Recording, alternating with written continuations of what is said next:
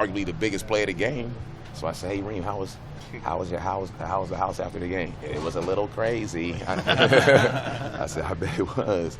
So, yeah, Reem's a guy. I expect Reem to do it all. What's that transition like for him when he's the guy last year? He's saying he's asking the questions. This year he's answering the questions, and he still is trying to get on the field.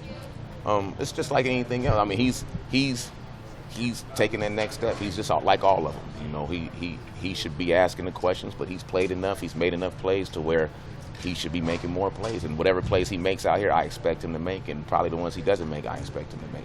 So, you know, Reem is a scholarship player to me. He's a A1 wideout. We need him to win games, and he needs to play like that.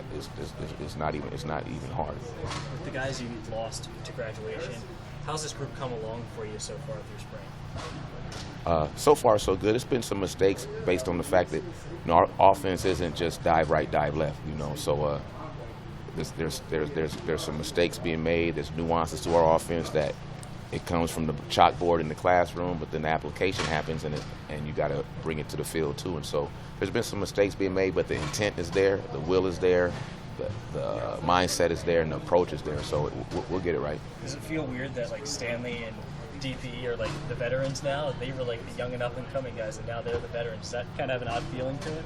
The only reason it doesn't feel as weird as you might think is because they played. You know, so it's not like they didn't play and now, you know, they were red shirt last year, and now all of a sudden it's them.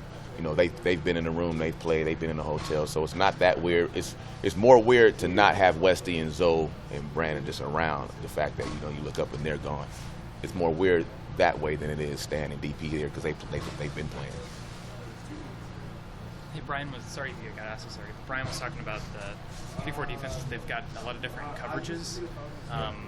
Has that been difficult on receivers reading those, or kind of how have you assessed the way that they've been able to dissect the disguises and whatnot?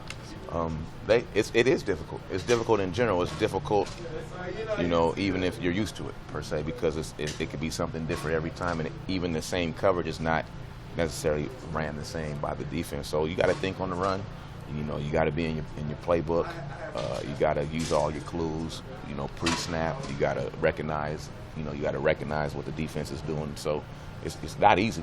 You know, that's why it's good if a defense can get away with playing like that, and ours can. It looks like, you know, if you have the athletes to do it, and we do. And so Coach Diaco and the defensive coaches are doing a great job implementing the different coverages and disguising them and getting them ran. It's been looking good.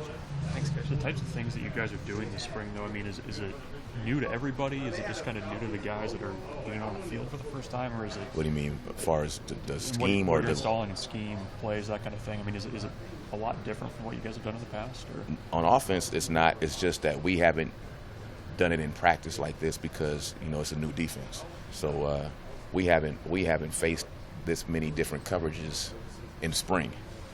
So that part is new, but we're running the same stuff. It's just, you know, some plays are better versus some coverages, some aren't. So it's some of that's going on in practice. But Coach Diaco and those guys, they got to put in their defense, and so you know, we're adjusting to that.